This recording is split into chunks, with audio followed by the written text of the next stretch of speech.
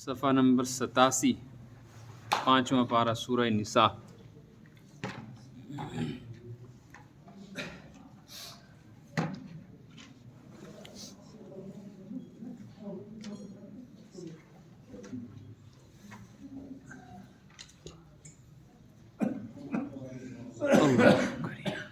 اعوذ باللہ من الشیطان الرجیم، بسم اللہ الرحمن الرحیم۔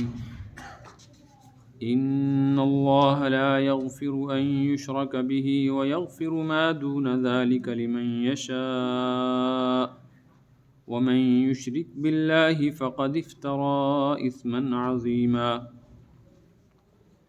ألم تر إلى الذين يزكون أنفسهم بل الله يزكي من يشاء ولا يظلمون فتيلا انظر كيف يفترون على الله الكذب وكفى به إثما مبينا۔ صدق الله العلي العظيم وصدق رسوله النبي الكريم۔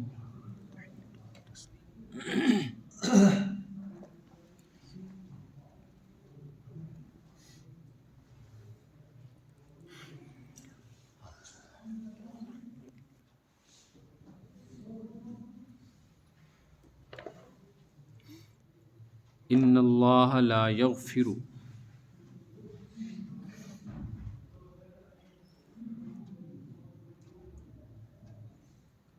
یقیناً یا بلا شک و شبہ اللہ پاک نہیں بخشے گا ان یشرک بہ، اپنے ساتھ شرک کیے جانے کو یا اپنے ساتھ شریک ٹھہرائے جانے کو، وَيَغْفِرُ مَا دُونَ ذَلِكَ لِمَن یشاء، اور چاہے گا جسے تو بخش دے گا اس کے علاوہ یا اس سے کم۔ وَمَن یشرک باللہ، جو بھی اللہ کے ساتھ شریک مانے یا شریک ٹھہرائے، فقد افترى اثما عظیما، تو اس نے بہت بڑا گناہ باندھ لیا ہے، گھڑ لیا ہے۔ الم تر الی الذین یزکون انفسہم، کیا آپ نے دیکھا نہیں، کیا آپ کو پتہ نہیں ان لوگوں کا جو اپنی پاکی خود بیان کرتے ہیں۔ بات یہ ہے کہ اللہ جسے چاہتا ہے اسے پاکیزہ بناتا ہے۔ ولا یظلمون فتیلا، اور ان پر دھاگے برابر بھی کوئی ظلم و زیادتی نہیں ہوگی۔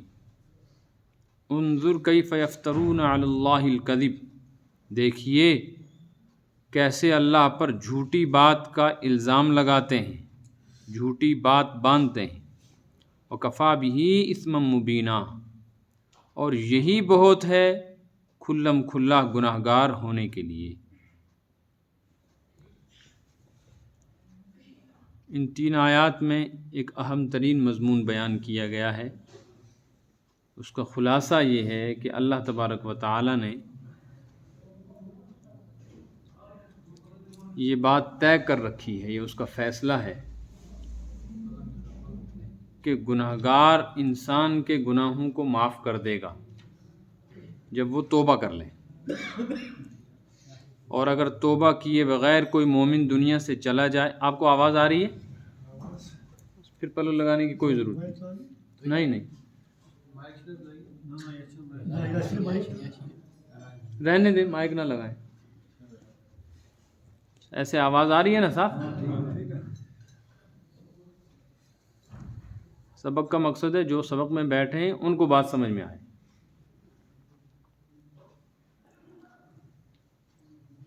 میں یہ کہہ رہا تھا کہ اللہ پاک نے یہ طے کر رکھا ہے کہ اگر بندہ گناہ کرے یا اس سے گناہ ہو جائے، دونوں صورت، ارادتاً گناہ کرے یا اس سے خطاً نسیاناً گناہ ہو جائے، بھول کر یا غلطی کی وجہ سے، تو اللہ تبارک و تعالیٰ نے اس کی معافی کے لیے توبہ رکھی، توبہ کر لے معاف ہو جائے گا۔ اور اگر کوئی توبہ کیے بغیر مومن مر جاتا ہے تو پھر اللہ کا قانون تو یہ ہے کہ اللہ تبارک و تعالیٰ اسے سزا دیں، لیکن وہ اپنے قانون کے خود پابند نہیں ہیں۔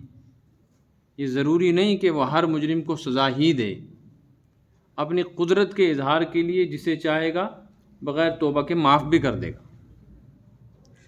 اس کے باوجود اللہ تبارک و تعالیٰ نے ایک بات طے کر رکھی ہے کہ اگر کوئی آدمی شرک کا گناہ کرے اور وہ مشرک حالت میں مر جائے تو بہت سارے گناہ گار گناہ کے باوجود، توبہ نہ کرنے کے باوجود بخشے جائیں گے، لیکن مشرک ہرگز نہیں بخشا جائے گا۔ ایک تو یہ کہ اسے سزا دی جائے گی، اور دوسری بات یہ ہے کہ سزا کے بعد بھی اس کی بخشش نہیں ہوگی۔ اس سے ایک بات سمجھ میں آئی کہ گناہ کی جو سزا ہے اس سزا کے مل جانے کے بعد بخشش ہو جاتی ہے، معاف کر دیا جاتا ہے۔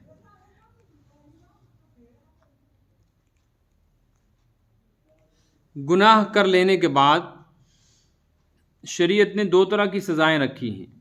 ایک سزا دنیا میں ملے گی، جیسے چوری کرنے پر ہاتھ کا کٹنا، ایسے ہی کسی کو قتل کر دیا تو قصاص میں اس کو قتل کر دینا، ایسے ہی کسی شادی شدہ نے بدکاری کی ہے تو سنگسار، اور غیر شادی شدہ نے کی ہے تو رجم کوڑے، جلد، جس کو قرآن نے کہا جلدہ، اور کوئی باغی ہے تو اس کو قتل کیا جائے گا، مرتد ہے تو اس کو قتل کیا جائے گا۔ یہ سزائیں رکھی ہیں، لیکن ان سزاؤں میں یہ فرق ہے کہ مرتد کے علاوہ جتنے بھی مجرم ہیں جن کو دنیا میں سزا دے دی گئی، حد ان پر جاری کر دی گئی، ان کو آخرت میں اس گناہ کی سزا نہیں ملے گی۔ چور کے ہاتھ کٹ گئے، اب اس ہاتھ کے کٹ جانے کے بعد آخرت میں دوبارہ اس کو اس چوری کی سزا نہیں ملے گی۔ ایسے ہی قاتل کو سزا مل گئی، قتل کر دیا گیا بدلے میں قصاص میں، تو آخرت میں اب اس کو نئے سرے سے سزا نہیں ملے گی۔ دو سزائیں ایک ساتھ جمع نہیں ہوں گی۔ لیکن مرتد کو دنیا میں قتل کیا جائے، حالت ارتداد میں مر جائے وہ، یعنی وہ آدمی جو مسلمان اور مومن ہو پھر وہ بے دین اور کافر ہو جائے، اس کو کہتے ہیں مرتد، تو اس کو دنیا میں قتل کرنے کا حکم ہے۔ مرتد کی سزا ہے، حدیث میں من بدل دینہ فاقتلوہ، جو آدمی دین بدل دے، دین بدلنے کا مطلب ہے اسلام چھوڑ دے، صرف اسلام ہی کے متعلق، کیونکہ باقی جو تمام دنیا میں مذاہب ہیں وہ دین نہیں ہیں، وہ نظریات ہیں، لوگوں کے اپنے من گھڑت خیالات ہیں، تصورات ہیں، انہی کو انہوں نے دین کا نام دے رکھا ہے۔ دین صرف اور صرف اسلام ہے، اس لیے حدیث میں جہاں ہے من بدل دینہ، جو اپنا دین بدلے، اس کا مطلب یہ ہے جو اسلام چھوڑے، اس کی سزا حدیث میں فقتلوا، اس کو قتل کر دو۔ تو سزا تو اس کو بھی مل گئی، لیکن اس سزا کے باوجود آخرت میں معاف نہیں ہوگا، آخرت میں پھر نئے سرے سے سزا ملے گی۔ اس سے معلوم ہوا کہ کچھ سزائیں ایسی ہیں وہ مل جانے کے باوجود بھی مجرم کی معافی نہیں ہوتی۔ سمجھ میں آ رہی ہے بات؟ تو مشرک کو دنیا میں اگر کوئی سزا ملے تب بھی، نہ ملے تب بھی، دنیا میں کیا سزا ملے گی؟ مشرک کو مارا جائے گا جہاد میں مثلا، اور نہ مارا جائے، ایسے ہی یہ کافر اور مشرک آخرت میں اللہ کے پاس پہنچ جائیں تو وہاں ان کو سزا ملے گی، اور وہ سزا جہنم کی ہے۔ تو جہنم کی سزا کی ایک حد ہے، بے نمازی کو کتنے زمانے تک سزا دی جائے گی، روزہ نہ رکھنے کی سزا کیا ہے، چوری بدکاری بے حیائی کی سزا کیا ہے، قتل و غارت گری کی سزا کیا ہے، یہ سزائیں ہیں، ان کی ایک حد ہے، لمٹ ہے، کب سے کب تک، وہ تو آخرت کا زمانہ ہے۔ لیکن مشرک کے بارے میں یہ ہے کہ مشرک کو سزا تو دی جائے گی مگر اس سزا کی تکمیل کبھی نہیں ہوگی، مکمل نہیں ہوگی، ہمیشہ ہمیشہ رہے گی، ہمیشہ ہمیشہ تبھی رہے گی نا کہ اللہ تبارک و تعالیٰ اس سے کسی وقت بھی راضی اور خوش نہیں ہوں گے، اس کی سزا کبھی ختم نہیں ہوگی۔ تو لا یغفر کا مطلب ہے کبھی بھی اللہ اس کو نہیں بخشے گا، یعنی کبھی اس سے راضی نہیں ہوگا، جب راضی ہی نہیں ہوگا تو سزا بھی کبھی اس کی ختم اور مکمل نہیں ہوگی۔ یہ کس کی سزا ہے؟ مشرک کی۔ اور مشرک کس کو کہتے ہیں؟ جو شرک کرے۔ تو شرک کس کو کہتے ہیں؟ ایک تو یہ سمجھنا ہے، ایک یہ بات سمجھنی ہے، شرک اس کو کہتے ہیں۔ نمبر 2، شرک کے ساتھ ایک لفظ اور استعمال ہوتا ہے، کفر۔ کفر میں اور شرک میں کیا فرق ہے؟ کفر میں اور شرک میں جیسے مومن میں اور مسلم میں، اسلام میں اور ایمان میں فرق ہے۔ ہر مومن مسلمان ہے لیکن ہر مسلمان مومن نہیں ہے۔ قرآن پاک میں آیا ہے قالت الاعراب آمنا، کچھ گاؤں دیہات کے لوگ آ کر کلمہ پڑھ کے حضور اکرم صلی اللہ علیہ وسلم کی خدمت میں کہنے لگے آمنا، ہم تو مومن ہو گئے۔ آیت نازل ہوئی قل لم تؤمنوا، کہیے ابھی ایمان والے نہیں بنے، ولکن قولوا اسلمنا، ابھی تو صرف اسلام قبول کیا ہے۔ کیا مطلب ہے مومن نہیں ہوئے مسلمان ہوئے؟ آگے آیت میں آیا ولما يدخل الایمان فی قلوبکم، ایماندار تب بنتا ہے جب ایمان دل کے اندر اتر جائے۔ اسلام کہتے ہیں ظاہری اطاعت کو، کلمہ پڑھ لیا، نماز روزہ شروع کر دیا، داڑھی رکھ دی، اس کا نام کیا ہے؟ اسلام۔ پوچھو تو کون ہے، کیا کہتا ہے؟ اس کو کہتے ہیں اسلام، نمازوں کو مان رہا ہے۔ اور ایمان کس کو کہتے ہیں؟ وہ دیکھا نہیں جا سکتا، ایمان دل کے اندر کے یقین کا نام ہے۔ وہ جتنا مضبوط ہوتا چلا جائے گا اتنا اللہ کے ساتھ تعلق مضبوط ہوگا، اتنا گناہوں سے بچے گا، اتنا عبادات کا پابند ہوگا۔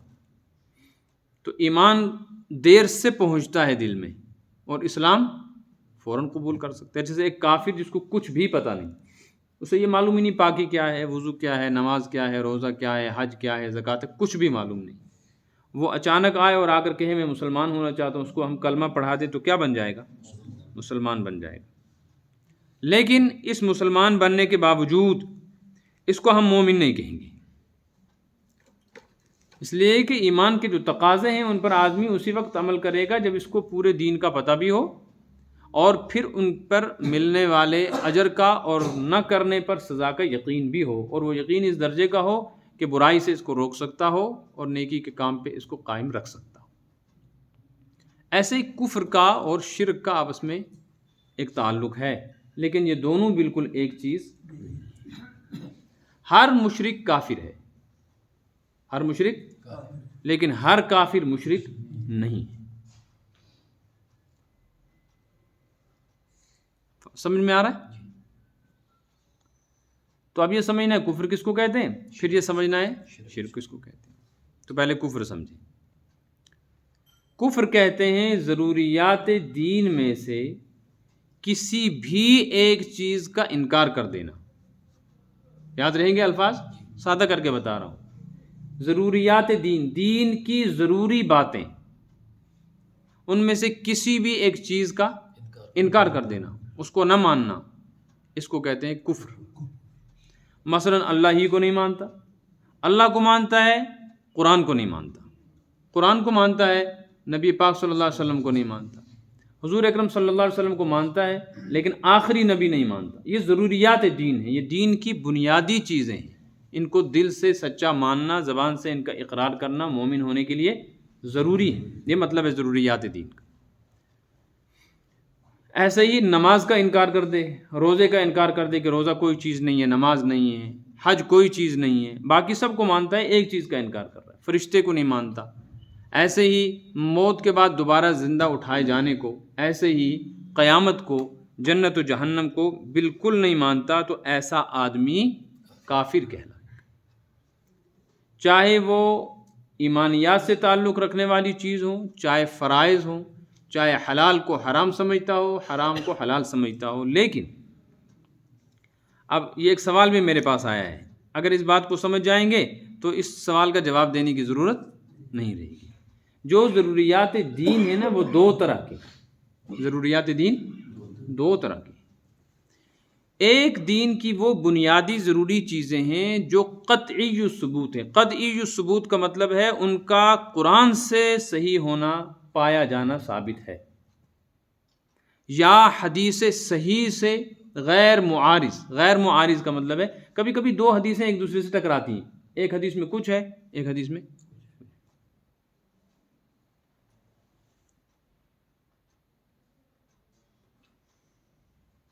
جیسے ایک روایت میں آیا ہے کہ جو عورت اپنے ولی کی اجازت کے بغیر نکاح کرے اس کا نکاح باطل ہے، نکاح ہوگا ہی نہیں۔ باطل کا مطلب ہوتا ہے بالکل نہ ہونا۔ ایک لفظ ہوتا ہے باطل، ایک لفظ ہے فاسد۔ سمجھو، باطل کہتے ہیں کوئی کام شروع سے سٹارٹ ہی نہیں ہو پایا، اور فاسد کہتے ہیں کام تو سٹارٹ ہو گیا تھا لیکن بعد میں بگڑ گیا۔ مثلا نماز بغیر وضو کے شروع کی تو نماز شروع ہوئی، اس کو کہیں گے باطل نماز۔ نماز تو شروع کی تھی باوضو، لیکن درمیان میں وضو ٹوٹ گیا تو اب نماز کیا ہو گئی؟ فاسد۔ فساد بعد میں آتا ہے اور بطلان کسی کا شروع سے ہی ہوتا ہے۔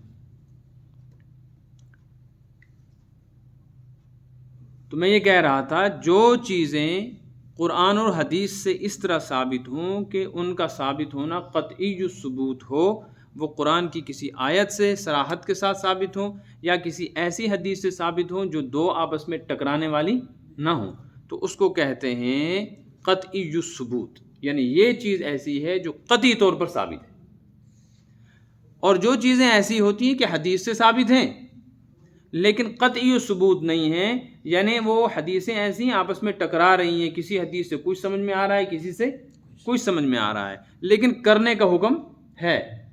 اب کس طرح کریں اس میں اختلاف ہے، ایک حدیث سے کچھ سمجھ میں آ رہا ہے، ایک تو ثابت تو یہ ہے لیکن قطعی ثبوت نہیں، ظنی ثبوت ہے۔ ظن کا مطلب ہے گمان۔ ممکن ہے ایک امام صاحب جو مراد لے رہے ہیں دوسرا امام صاحب یہ مراد نہ لے رہا ہو۔ تو جیسے میں نے ایک حدیث بتلائی، جو عورت بغیر اپنے ولی کی، باپ کی، دادا چاچا جو بھی ہو، اس کی اجازت کے بغیر نکاح کرے اس کا نکاح، ایک حدیث سے یہ۔ دوسری حدیث باطل کا مطلب ہے ہوگا ہی نہیں نکاح۔ دوسری حدیث میں آیا ہے کہ جو ایم ہے، بالغ ہے، غیر شادی شدہ عورت ہے، وہ اپنا نکاح کرنے کا اختیار خود رکھتی ہے۔ تو ایک حدیث سے معلوم ہوتا ہے کہ اس کو خود اختیار ہے، ایک سے معلوم ہے نکاح نہیں ہوگا، تو دونوں حدیث ٹکرا گئی نا۔ اس لیے ایک امام صاحب نے یہ روایت لے لی کہ اس کا نکاح ہی نہیں ہوگا، اور ایک نے یہ مراد لیا کہ نہیں نکاح تو ہو جائے گا چونکہ حدیث میں آیا ہے۔ البتہ باطل کا مطلب یہ ہے کہ جیسے نکاح نہ کرنے والے کی نکاح میں کوئی برکت نہیں ہے، اس میں بھی کوئی برکت نہیں ہوگی، اس نام کا نکاح ہے۔ آ رہی ہے بات سمجھ میں؟ یہی ہے فرض اور واجب۔ تو فرض اس کو کہیں گے جو قطعی ثبوت ہو، جس کے مقابلے میں کوئی ایسی آیت روایت نہ ہو جس سے اس کے خلاف بھی کچھ ثابت ہو رہا ہو، جیسے نماز ہے۔ قرآن اور حدیث میں کوئی روایت، کوئی آیت ایسی نہیں ہے جس سے یہ شک و شبہ بھی ہوتا ہو کہ نماز کوئی چیز نہیں ہے، اس لیے نماز کو کیا کہیں گے؟ قطعی ثبوت۔ وطر جو ہے وہ واجب ہے، وطر کی نماز، اور یہ حدیث سے ثابت ہے کہ وطر کی نماز ہے، آپ علیہ الصلوۃ والسلام نے نماز پڑھی، تو وطر تو ثابت ہے۔ لیکن وطر جس حدیث سے ثابت ہے اس کا ایک مطلب نکلتا ہے ایک رکعت وطر، ایک سے پتہ چلتا ہے 2 رکعت، 3 رکعت وطر۔ ایک امام صاحب 1 رکعت مراد لے رہے ہیں، ایک 3 لے رہے ہیں۔ ہمارے امام صاحب فرماتے 3 رکعت، اور دوسرے امام صاحب امام شافعی فرماتے ہیں 1 رکعت۔ دونوں کے پاس اپنی دلیلیں ہیں۔ تو اس چیز کے ثابت ہونے میں 1 ہے یا 3 ہے، تھوڑی سی کمزوری آ گئی ہے، اس لیے کہ 2 حدیثیں آپس میں مضمون کے اعتبار سے ٹکرا رہی۔ اب وہ امام کا کام ہوتا ہے کہ ان دونوں کو کیسے اپنے محمل پہ، یعنی جگہ پہ اس کو فٹ کرے، اس کو کہتے ہیں واجب۔ لیکن یہ فرض واجب کی جو اصطلاح ہے یہ صرف امام ابو حنیفہ رحمۃ اللہ علیہ کے نزدیک ہے، باقی اماموں کے نزدیک فرض واجب ایک ہی چیز ہے، وہاں واجب کا لفظ نہیں ملتا۔ اس سوال کا جواب سمجھ میں آ گیا جس نے سوال لکھا تھا؟ کس نے لکھا تھا؟ سمجھ میں آیا؟ اب یہ سمجھیں کہ کفر کس کو کہتے ہیں، شرک کس کو کہتے ہیں؟ کفر کہتے ہیں ضروریات دین میں سے جو قطعی ثبوت ہیں، ان چیزوں میں سے کسی ایک چیز کا انکار کر دینا کیا کہلائے گا؟ کفر۔ اور ایسا آدمی کافر۔ سمجھ میں آ رہا ہے؟ جیسے ہر چیز مان لی لیکن الیاذ باللہ یہ نہیں مانتا ہے کہ آپ صلی اللہ علیہ وسلم آخری نبی ہیں، حالانکہ آپ کا آخری نبی ہونا قرآن سے بھی ثابت ہے، حدیث سے بھی ثابت ہے، اور کوئی ایسی حدیث، کوئی ایسی آیت، کوئی روایت ایسی نہیں ہے جس سے یہ اندازہ اور شک بھی ہو سکتا ہو کہ حضور کے بعد کوئی نبی کسی طرح کا آ سکتا ہے۔ یہ ممکن ہی نہیں ہے۔ پوری شریعت میں کوئی ایک حدیث، کوئی ایک صحابی کا قول یا کوئی آیت ایسی نہیں جس سے شک و شبے سے بھی یہ ثابت ہو سکتا ہو کہ کسی نبی کا آنا ممکن ہے۔ اب آخری نبی نہ ماننا یہ کفر ہے، حضور کو آخری نبی نہ ماننا کیا ہے؟ کفر ہے۔ اتنی بات سمجھ میں آ گئی؟ ایسا آدمی کیا کہلائے گا؟ کافر۔ اور کافر جو ہے اس کے بارے میں قرآن پاک میں ہے لہم نار جہنم خالدین فیہا ابدا، وہ جہنم میں جائے گا، اور جہنم میں کیسے جائے گا؟ خالدین ابدا، 2 لفظ ہے۔ خالد کا مطلب یہ ہمیشہ ہمیشہ، اور ابد کا مطلب ہے ہمیشہ ہمیشہ، یعنی اس کی یہ سزا کبھی بھی ختم نہیں ہوگی، کیونکہ وہاں وقت ہی ختم نہیں ہوگا۔ آخرت کی کوئی انتہا، دنیا کی انتہا ہے لیکن آخرت کی انتہا نہیں. اس لیے جب انتہا نہیں ہے تو جہنم بھی ہمیشہ رہے گی، جنت بھی رہے گی. تو ایک جماعت جنت کی جنت میں چلی جائے گی، وہ وہاں سے نہیں نکلے گی. ایک جماعت جہنمیوں کی جہنم میں ایسی جائے گی جو کبھی وہاں سے نہیں نکلے گی. بات سمجھ میں آ گئی؟ جی. دوسرا لفظ ہے اس آیت میں شرک. شرک کس کو کہتے ہیں؟ یہ بڑا اہم ترین مضمون ہے، اور اس کو سمجھنے کے لیے لمبی بات کرنی چاہیے اور لمبا وقت دینا چاہیے سننے کے لیے، تب جا کر شرک سمجھ میں آتا ہے. دنیا میں ہر دور میں شرک کی صورتیں بدلتی رہی ہیں، اس لیے شرک کی قسمیں بہت زیادہ ہیں. تو مشرک کی قسمیں بھی بہت زیادہ ہیں. شرک کی پہلے 3 قسمیں آپ بڑی بڑی سنیں. شرک کہتے ہیں اللہ کی ذات میں کسی کو شریک ٹھہرانا. ذات کا مطلب ہے اللہ تعالیٰ خود اپنی ذات کے اعتبار سے ایک ہے. یہ کہنا کہ 2 خدا ہیں، 3 خدا ہیں، 10 خدا ہیں، 100 خدا ہیں، 100 خدا ماننا، یہ کیا ہوگا؟ شرک. لیکن اس کو کہیں گے شرک فی ذات، اللہ کی ذات میں شریک ٹھہرانا. یہ ایک نہیں، کتنے خدا مان رہا ہے؟ 2. جیسے ہر انسان کا باپ کتنا ہو سکتا ہے؟ 2 ممکن ہی نہیں ہے. اس لیے اسی طرح خدا ایک ہے، 2 ممکن. ابویت میں شرک نہیں، باپ ہونے میں کوئی شریک نہیں ہو سکتا. ایسے ہی رب اور الہ معبود ہونے میں بھی کوئی دوسرا شریک نہیں ہو سکتا. اتنی بات سمجھ میں آئی؟ اس شرک کو کیا کہتے ہیں؟ شرک فی ذات. سب سے پہلے یہ شرک فی ذات یہودیوں نے کیا.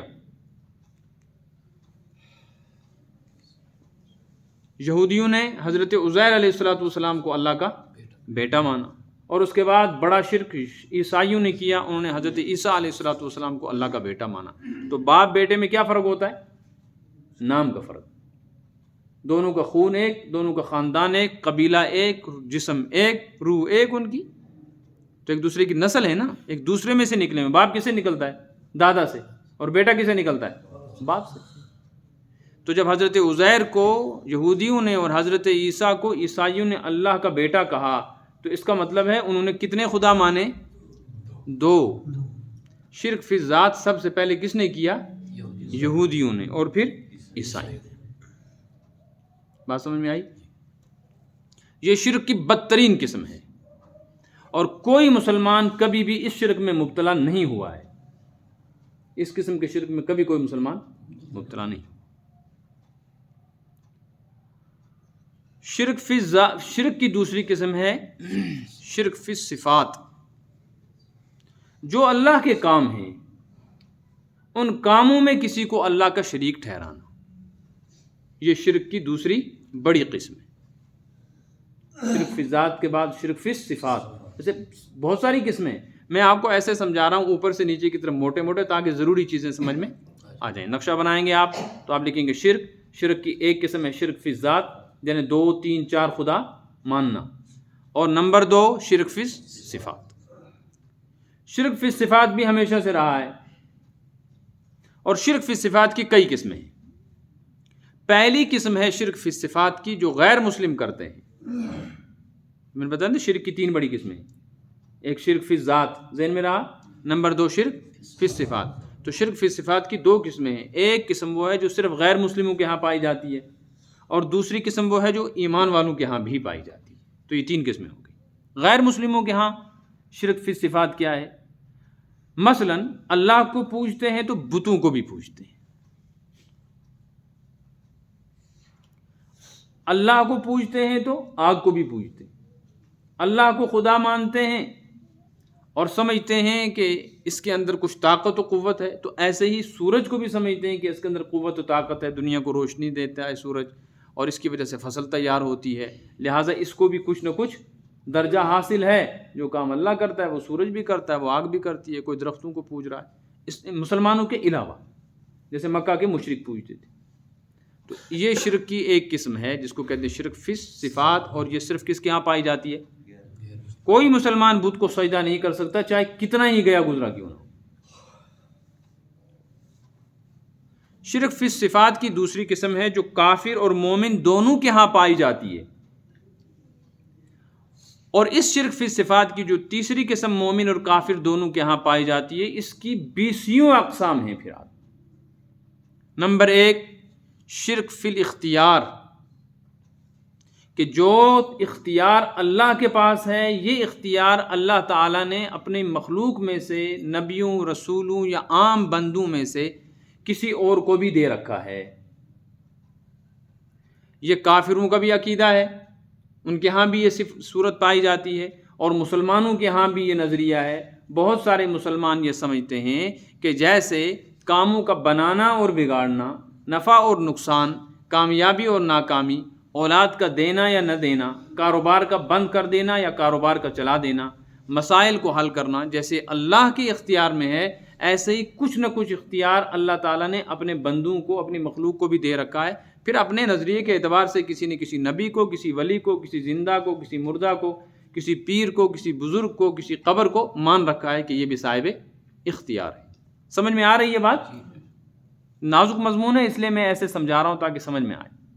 یہ شرک فی صفات کی وہ قسم ہے جو مومن اور غیر مومن دونوں کے ہاں پائی جاتی۔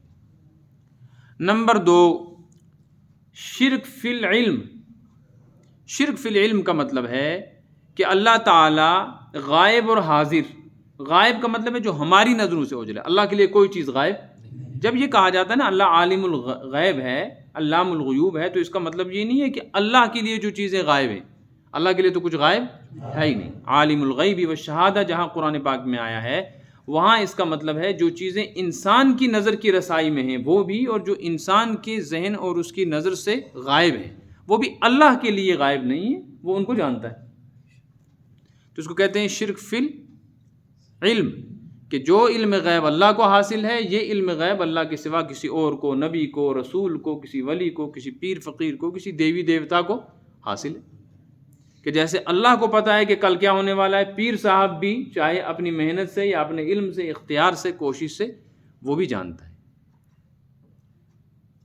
اسی لیے جا کر پیروں سے کہتے ہیں کہ بچے کی شادی ہونے والی ہے، ستارہ دیکھو۔ ستارہ دکھلانے کا مطلب کیا ہوتا ہے کہ کل یہ کامیاب ہوگی شادی یا نہیں۔ یہ اس لیے پوچھ رہے ہیں کہ اس کے ذہن میں یہ بات بیٹھی ہے کہ کل آنے والے حالات کا مجھ کو علم نہیں، لیکن پیر بابا کو علم ہے۔ اس کو کہتے ہیں شرک فی العلم۔ تیسری چیز شرک فی التصرف، شرک کی تیسری قسم۔ شرک فی التصرف کا مطلب ہے اس کائنات میں جو کچھ ہو رہا ہے، چھوٹا یا بڑا، اس ہونے والے کام کو روک دینا۔ یہ کس کے اختیار میں ہے؟ جیسے اللہ کے اختیار میں ہے، ایسے ہی کسی بندے یا مخلوق کے اختیار میں بھی ہے۔ مثلا ایک بیماری آ رہی تھی، ہم نے اللہ سے مانگا تو اللہ نے وہ بیماری آتے آتے ٹال دی، اور ایک نعمت نہیں مل رہی تھی، ہم نے مانگا تو اللہ نے دے دی۔ تو جیسے اللہ تعالیٰ تصرف کرتے ہیں کائنات میں، رد و بدل کرتے ہیں، کبھی کچھ کبھی کچھ، کبھی موسم گرم ہے کبھی سرد ہے، کبھی بارش ہے کبھی دھوپ ہے، کبھی حالات بگڑے ہوئے ہیں کبھی حالات ٹھیک ہیں۔ یہ سارے کا سارا جو نظام ہے نا، اتار چڑھاؤ، مد و نظر، نفع نقصان، کامیابی ناکامی، اس پہ جیسا اختیار اور قدرت اللہ تعالیٰ کو حالات بگاڑنے یا بنانے کی ہے، ایسے ہی کسی دوسرے کو بھی ہے۔ اس لیے جا کر کہتے ہیں کہ جی میرا کام ہے، اس میں یہ خطرات ہیں، آپ کوئی ایسی پھونک مار دو، ایسا تعویذ دے دو کہ یہ خطرات ٹل جائیں۔ اس کو کہتے ہیں شرک فی التصرف۔ آ رہی ہے بات سمجھیں؟ چوتھی قسم ہے شرک فی الربوبیت۔ شرک فی الربوبیت کا مطلب یہ ہے کہ جیسے اللہ پوری کائنات کو پالتا ہے، ایسے ہی اللہ نے کچھ اور چیزوں کو بھی یہ اختیار دے رکھا ہے، مخلوق کو یا انسانوں کو، کہ وہ بھی پرورش کر سکتے ہیں۔ اور پھر اس میں کبھی کبھی نبی، ولی، رسول، غوث، قطب، ابدال، اور کبھی کبھی اپنی دکان، زمین، جائیداد سے انسان کو ایسا یقین ہوتا ہے کہ اگر یہ نہیں ہوگی تو سب کچھ ختم ہو جائے گا۔ یہ شرک فی الربوبیت، شرک فی الربوبیت۔ پالن ہار صرف اللہ ہے۔ اس لیے قرآن پاک کی پہلی آیت میں اللہ نے تعارف کرواتے ہوئے فرمایا الحمدللہ رب العالمین، ساری کائنات کے پالنے والے کے لیے تعریف ہیں، کیونکہ اس کے علاوہ کسی کا پالنا ہے ہی نہیں۔ وہ نظر آ رہا ہے کسی اور جگہ سے آتا ہوا، لیکن یہاں سے آ نہیں رہا. جیسے روشنی سورج سے آتے ہوئے نظر آتی ہے لیکن سورج کی اپنی روشنی نہیں ہے. کون بھیج رہا ہے؟ اللہ. ایسے ہی دریا سے پانی سے پیاس کا بجھنا ہمیں نظر آتا ہے تو پیاس لگتے ہی کس کی طرف متوجہ ہوتے ہیں؟ لیکن حقیقت یہ ہے کہ مومن کا نظریہ یہ ہے یہ پیاس پانی نہیں بجھاتا، یہ اللہ بجھاتا ہے. آگ نہیں جلاتی، جلتا ہوا آگ سے نظر آتا ہے مگر اللہ جلاتا ہے. دوا سے بیماری ختم نہیں ہوتی، اللہ ہی کے فضل اور اس کے کرم سے ہوتی ہے اور اس کی قدرت سے ہوتی ہے، لیکن ہمیں نظر آتا ہے کہ دوا سے شفا مل رہی. یہ بات بھی سمجھ میں آئی. اور پانچویں بڑی قسم جو ہے وہ ہے شرک فی الالوہیت، معبود ہونے میں اللہ کے ساتھ کسی اور کو شریک ٹھہرانا، کہ جیسے عبادت اللہ کی جائے گی ایسے ہی عبادت کسی اور کی بھی کی جا سکتی ہے. جیسے مکہ کے مشرک بتوں کو پوجتے تھے، ایسے ہی دوسری اقوام جو ہیں کوئی سورج کو پوج رہا ہے، حالانکہ ان کو خالق و مالک نہیں مانتے، پوجتے ہیں کہ نہیں ان کا حق ایسا ہے کہ ان کے سامنے سر جھکایا جائے، ان کی تعظیم کی. اور تعظیم کے لیے وہ سارے معاملات اور کام جو صرف اللہ کا حق ہیں ان کے لیے کریں، جیسے سجدہ کرنا، دعا، پکار، مددگار سمجھنا. ایسے ہی ان کے نام پر نظر نیاز اور چڑھاوے چڑھانا. ایسے ہی زندہ یا مردہ پیر یا قبر یا کسی بت کے آس پاس پھیرے لگانا، طواف کرنا، کسی کے نام کی منت، یہ سب کے سب کہلاتی ہیں شرک فی العبادات. یہ 5 بڑی قسمیں ہو گئیں. کس کی؟ شرک کی. کون سی قسم؟ شرک فی صفات کی، جو کافروں کے ہاں بھی پائی جاتی ہیں، مومنوں کے ہاں بھی پائی جاتی ہیں. اب اس میں آگے بڑی تفصیل ہے، لیکن بس اگر اتنی بات سمجھ میں آ گئی تو پھر اب آگے سنیں اللہ کیا فرماتے ہیں. من یشرک باللہ ان اللہ لا یغفر ان یشرک بہ. یہ آیت یہاں آئی ہے، آپ صفحہ نمبر 87 کے بعد کھولیں، یہی پارہ، اسی پارے کا صفحہ نمبر 98.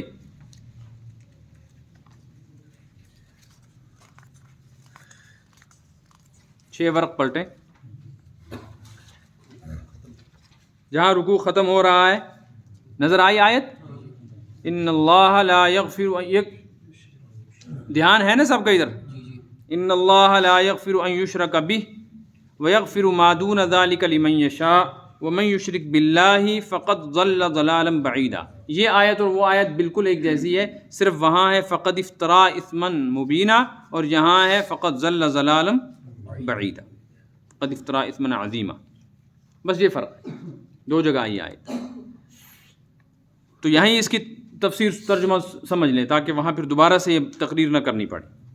وَمَن يُشْرِكْ بِاللَّهِ، جو بھی اللہ کے ساتھ، ایک تو یہ لفظ یاد رکھنا ہے، دھیان دیں میری بات کی، جو بھی کرے، جو بھی میں کائنات کا ہر فرد آ گیا، مومن ہو یا کافر، نیک ہو یا بد، نمازی ہو کہ بے نمازی، حاجی ہو کہ غیر حاجی، سخی ہو یا بخیل، عالم ہو یا جاہل، خوبصورت ہو یا بدصورت، عبادت گزار ہو یا عبادت نہ کرنے والا ہو، جانتا ہو یا نہ جانتا، من یشرک باللہ، جو بھی اللہ کے ساتھ کسی کو شریک ٹھہرائے. اور شریک ٹھہرانے کا کیا مطلب؟ ذات میں ٹھہرائے، صفات میں ٹھہرائے، اختیار میں ٹھہرائے، قدرت میں ٹھہرائے، تصرف میں ٹھہرائے، علم میں ٹھہرائے، ربوبیت یا الوہیت میں شریک ٹھہرائے. اس کے بارے میں فرمایا لا یغفر ان یشرک بہ. اللہ کا فیصلہ یہ ہے کہ ایسے شخص کو ہرگز اللہ کبھی نہیں بخشے گا. کبھی نہ بخشنے کا مطلب ہے اس کو سزا تو ملے گی لیکن اس کی سزا کبھی ختم نہیں ہوگی. یہ سوال کا جواب ہے. سوال یہ ہے کہ ایک آدمی نے نماز نہیں پڑھی، اور ایک نہیں، کبھی پڑھی ہی نہیں، تو حدیث میں اس کی سزا بیان کی گئی. روزہ نہیں رکھا تو اس کی سزا بیان کی، ایسے زکوٰۃ نہیں دی تو اس کی سزا ہے، بدکار ہے، بدکاری کی ہے، ڈاکہ ڈالا ہے، قتل کیا ہے، فتنہ فساد کیا، بغاوت پھیلائی، ظلم و ستم کیا، لیکن اس مومن کو جہنم میں اس کی سزا کی وجہ سے ڈالا گیا. تو لمبے عرصے کے بعد بھی ایک وقت ایسا آئے گا کہ اس کو جہنم سے آزادی مل جائے گی. آزادی تب ملے گی جب اللہ تعالیٰ اس سے راضی ہو جائیں، تو سزا رک جائے گی. سمجھ میں آ رہی ہے نا بات؟ اسی طرح ایک مشرک اور کافر ہے، اگر اس نے ایک جرم کیا ہے، شرک کیا ہے، کفر کیا ہے، تو اس نے بھی تو ایک زمانے تک شرک کیا. اس کی عمر 50 سال، 60 سال، 70 سال، 80 سال. مثلا کوئی آدمی ایسا ہے جس کی عمر 80 سال ہوئی اور 80 سال وہ کفر اور شرک کی حالت میں زندگی گزار کے مر گیا، اس کے 10 12 سال 15 سال نابالغی کے گزار نکالو، پھر کتنے رہ گئے؟ 60 65 سال. تو 65 سال کی سزا 65,000 سال ہونی چاہیے مثلا، لیکن پھر اس کی نجات ہو جانی چاہیے. یہ قرآن نے جو کہہ دیا ہمیشہ ہمیش کے لیے جہنم میں رہے گا اور ہرگز اللہ معاف نہیں کرے گا، ایسا کیوں ہے؟ ایسا کیوں؟ یہ سوال سمجھ میں آیا؟ اس کا جواب یہ ہے کہ گناہ گار گناہ کرتا ہے حالت ایمان میں تو اس کا ارادہ یہ نہیں ہوتا کہ میں موت تک اس گناہ کو کرتا رہوں گا. وہ اس وقت گناہ کر رہا ہے جہالت یا غفلت کی وجہ سے، یعنی یا تو اسے پتہ ہی نہیں ہے گناہ ہے، اور یا اسے پتہ تو ہے لیکن اس کے اوپر خواہش غالب ہے، محبت مال کی، نفس کی، اس وجہ سے وہ یہ گناہ کر رہا ہے. لیکن ہر مومن چاہتا ہے کہ اس وقت گناہ کر رہا ہوں پھر نہ کروں، اور اس کو برا سمجھتا ہے اور یہ چاہتا ہے موت کے وقت میری یہ حالت نہ ہو، چونکہ یہ چاہتا ہے میں اس گناہ کو چھوڑوں اور پسند نہیں کرتا، مگر اس وقت مبتلا ہے چاہے غفلت ہی سے. اس کے مقابل کافر اور مشرک یہ کبھی نہیں چاہتا ہے کہ میں یہ گناہ چھوڑوں. اس کا ارادہ تو یہ ہوتا ہے اگر میں 1000 سال نہیں 10,000 سال بھی زندہ رہوں گا تو عقیدہ میرا یہی رہے گا. اس وجہ سے اس کی سزا بھی کبھی ختم، کیونکہ اگر اسے کروڑوں سال دے دیے جاتے تو وہ کروڑوں سال کفر و شرک میں ہی رہتا. اس لیے اس کی سزا اس کے جرم کے مطابق ہے، کیونکہ اس کی نیت اور ارادہ کبھی بھی اس گناہ کو چھوڑنے کا نہیں ہے. یہ تو فیصلہ ہو گیا شرک کے بارے میں. فرمایا وَيَغْفِرُ مَا دُونَ ذَلِكَ لِمَن يَشَاءُ، لیکن اس کے علاوہ جو باقی گناہ ہیں جو حالت ایمان میں کرے گا کوئی آدمی، تو اس کے بارے میں اللہ کا یہ نظام ہے کہ اگر وہ توبہ کر لے معاف ہے. مشرک کا بھی یہی ہے کہ اگر وہ توبہ کر لے معاف ہو جائے گا. کافر کلمہ پڑھ لے، مشرک شرک چھوڑ دے، موحد ہو جائے تو اس کا یہ جرم معاف ہے. لیکن اگر یہ توبہ نہ کرے، کفر نہ چھوڑے اور اسی حالت میں مر جائے تو کوئی معافی نہیں. اور مومن کے بارے میں یہ ہے کہ اگر وہ ایمان کی حالت میں گناہ کرتا ہے تو پھر اس کے ایمان کی حالت میں گناہ پر توبہ کر لی تو معافی ہے، توبہ نہیں کی تو سزا ہے، مگر یہ سزا اللہ کے ذمہ واجب نہیں ہے. اس میں اللہ تعالیٰ نے اپنی قدرت کے اظہار کے لیے عام اعلان کر دیا ہے کہ سزا تو میں دوں گا. لیکن بہت سارے لوگ ایسے ہیں جن کو اللہ قیامت کے دن بڑے بڑے جرموں کے باوجود معاف کر دے گا، اور صرف اس لیے کرے گا تاکہ لوگوں کو پتہ چلے کہ ایمان کی قیمت اتنی بڑی ہے کہ ایمان کے ساتھ اتنا بڑا گناہ بھی معاف ہو جاتا. توحید اور ایمان کی قیمت کے اظہار کے لیے، تاکہ پتہ چلے شرک اتنی بڑی گندگی ہے اور ایسا بڑا اللہ کے اوپر الزام اور ظلم ہے. چونکہ اللہ کا حق مارا گیا نا، تو حق مارنے ہی کو ظلم کہتے ہیں. اس لیے شرک کو قرآن پاک میں ظلم عظیم کہا گیا کہ اللہ کی ذات پر ظلم ہے، اللہ کا حق مار دیا اس مشرک نے. اس لیے بہت سارے گناہ گار قیامت کے دن بڑے بڑے جرموں کے ساتھ آئیں گے اور اللہ تبارک و تعالیٰ نے معاف فرما دیا. اور اس معاف کرنے کا مقصد یہ ہوگا تاکہ کافروں کو پتہ چلے کہ اگر ہم نے ایمان قبول کیا ہوتا تو ایمان کی ایسی طاقت ہے کہ ہم نے تو یہ گناہ نہیں کیے جو ان مومنوں نے کیے، ہمارے سے بڑے بڑے مجرم ہیں، لیکن ان کو ایمان کی برکت سے معافی ملی. ایمان کی قیمت ظاہر کرنے کے لیے، اس کی اہمیت اور فضیلت کے بیان کے لیے بہت سارے مجرموں کو چھوڑ دیا جائے گا. لیکن مومن کو یہ اجازت نہیں، وہ یہ سوچے کہ فلاں خدا کر پانے معاف تو ہم جو چاہیں کرتے رہیں، ایسا نہیں ہے. ہو کیا معلوم وہ کون لوگ ہوں گے، ضروری تھوڑا ہی ہمیں. وَيَغْفِرُ مَا دُونَ ذَلِكَ لِمَن يَشَاءُ. ما دونا کا جو لفظ ہے اس کی مجھے وضاحت کرنی ہے. دونا کے کئی سارے معنی ہیں عربی میں. ایک لفظ ہے دونا، اس کا ایک ترجمہ ہے بغیر. کیا ترجمہ ہے؟ بغیر. جیسے من دون اللہ، اللہ کے بغیر. اور دونا کا جو لفظ ہے اس کا ایک ترجمہ ہے چھوٹا. بخاری شریف میں حضرت امام بخاری رحمۃ اللہ علیہ نے حدیثیں لکھی ہیں اور حدیث کے اوپر پیراگراف قائم کیا، مضمون لکھا ہے، تو اوپر لکھا ہے اس میں کیا ہے. وہاں ایک باب ہے، باب کفرن دون کفرن. کفر سے چھوٹا. اس سے پتہ چلا ایک چھوٹا کفر ہوتا ہے، ایک ایسے نفاق ہے دون نفاق، ایک بڑا نفاق ایک چھوٹا نفاق. اس سے پتہ چلا کہ کچھ گناہ بڑے ہوتے ہیں کچھ چھوٹے. تو یہاں جو دونا کا لفظ ہے اس کے دو ترجمے ہیں، ایک ہے بغیر اور ایک ہے چھوٹا. ہم پہلے بغیر والا ترجمہ کریں. وَيَغْفِرُ مَا دُونَ ذَلِكَ لِمَن يَشَاءُ.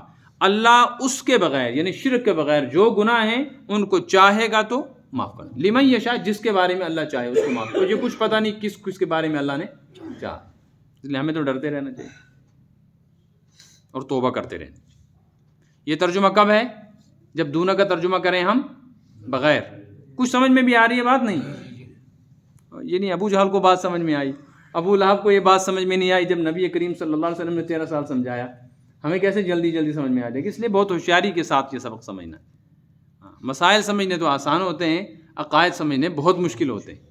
اور مسائل کی تبدیلی بھی آسان ہوتی ہے کہ کوئی آدمی غلطی سے کسی مسئلے کو غلط انداز سے سمجھا ہوا یا نہیں جانتا ہے تو کوئی غلط کام کر رہا ہے، مسئلہ سمجھ گیا تو فوراً اس کو ٹھیک کرنا آسان ہے کہ اوہ یہ غلطی ہو رہی. لیکن عقیدہ بگڑا ہوا ہے تو اس کو ٹھیک کرنا بڑا مشکل ہے. یہ ہضم جلدی نہیں ہوتا ہے، بہت سارے لوگوں کو ایک دم اس کی وجہ سے متلی ہونے لگتی. یغفر ما دون ذلک لمن یشاء، لمن یشاء کا مطلب ہے جس کو بھی اللہ چاہے گا. اس کے علاوہ جو بھی گناہ ہوں گے چاہے کتنا بڑا ہو، اللہ چاہے گا تو معاف کر دے گا اور کچھ کو معاف بھی کرے گا، اللہ ہی جانتا ہے وہ. دوسرا ترجمہ ہے دونہ کا چھوٹا، ویغفر ما دون ذلک لمن یشاء، اور اس سے چھوٹا جو گناہ ہوگا اس کو معاف کر دے گا. اس سے معلوم ہوا کہ سب سے بڑا گناہ باقی کوئی بھی گناہ ایسا نہیں ہے جو شرک کے برابر ہو یا شرک سے بڑا ہو.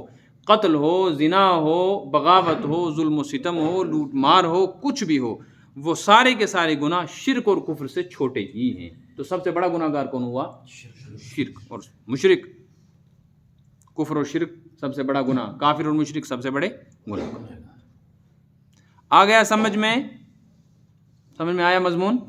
وَمَن يُشْرِكْ بِاللَّهِ، یہ سوال کا جواب ہے کہ ایسا کیوں ہے اللہ تعالیٰ بڑے بڑے مجرموں کو معاف کر دے گا لیکن مشرک کو نہیں کرے گا؟ اس لیے کہ بہت سارے مشرک ایسے ہوں گے جو کافر تو ہیں مگر انہیں کبھی قتل نہیں کیا، چوری نہیں کی، جھوٹ نہیں بولا، دھوکہ نہیں دیا، کسی پر ظلم نہیں کیا، کسی کا مال نہیں دبایا، لوگوں کی خدمت کی، لوگوں کے اوپر اپنا مال خرچ کیا، مخلوق کی بڑی خدمت کی، بجلی انہوں نے بنائی، واٹر سپلائی کے نلکے بنا کر دریاؤں سے پانی لوگوں کے گھروں میں پہنچا دیا، موبائل بنایا، مولوی عالم حافظ سب استعمال کر رہے ہیں، اس میں قرآن اور حدیث ہے وہ اس سے فائدہ اٹھا رہے ہیں، ہے نا؟ یہ سب کچھ یہ تو کافروں کی بنائی ہوئی ایجادات ہم تک پہنچی. انہوں نے تو بڑے بڑے کام کیے اور ہم تو خالی سوتے رہے کلمہ پڑھ کے ہم چلے جائیں جنت میں گناہ کر کے، اور کافر اتنے بڑے بڑے اچھے اچھے کام کر کے کہاں جائے؟ جہنم میں. ایسا کیوں ہے؟ سوال ہے کہ نہیں؟ اس کا جواب دیا، فرمائے وَمَن یُشْرِکْ بِاللَّهِ، بات یہ ہے کہ مشرک جو بھی ہوتا ہے اس کو یہ سزا اس لیے ملے گی قد افطرى اثما عظیما، اس نے اللہ پر بہتان باندھا ہے. اس نے اللہ پر بہتان باندھا. اللہ پر کیسے بہتان باندھا؟ اللہ پر بہتان باندھا اس نے اس طرح کہ اس نے قرآن کو اللہ کی کتاب نہیں مانا، حضرت نبی پاک صلی اللہ علیہ وسلم کو اللہ کا رسول نہیں مانا. اگر اس نے مان لیا ہوتا تو نبی کی دعوت کو اور قرآن کے پیغام کو قبول کرتا، اور نبی کی دعوت کی بنیاد اور قرآن کی دعوت کی اساس توحید ہے.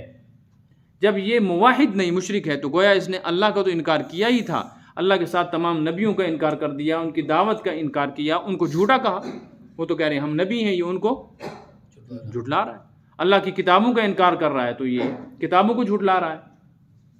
تو یہ جو اللہ پر الزام لگا رہا ہے نبیوں کا انکار کر کے، قرآن کا کتابوں کا انکار کر کے، یہی بڑا جرم ہے. افطرا اثما عظیما، اس نے بڑا بھاری گناہ اپنے سر باندھ لیا اللہ پر یہ الزام لگا کے. آ گیا سمجھ میں آئی؟ یہ بات جو فرمائی نا قد افطرا اثما عظیما، اور آگے آیا ہے قد ضل ضلالا بعیدا، جو دوسری آیت میں نے بتلائی تھی. اس میں ایک فرق ہے، وہ انشاءاللہ اگلے سبق میں بتائیں گے. صدق اللہ العلی العظیم وصدق رسول اللہ. اس لیے چھوڑ دیا تاکہ آپ کو تھوڑی سی پیاس رہے اور پھر آئیں اگلے سبق میں سمجھیں اس کو کیا ہے. اللهم انس وحشتنا في قبورنا بالقرآن العظيم واجعل القرآن ربيع قلوبنا ونور صدورنا وجلاء أحزاننا وذهاب همومنا وغمومنا وضياء أبصارنا. اللهم انس وحشتنا في قبورنا بالقرآن العظيم. اللهم نجنا وخلصنا يوم القيامة بالقرآن الكريم. اللهم وفقنا تلاوة القرآن واجعلنا من أهل القرآن برحمتك يا أرحم الراحمين. سوال کا جواب سمجھ میں آ گیا؟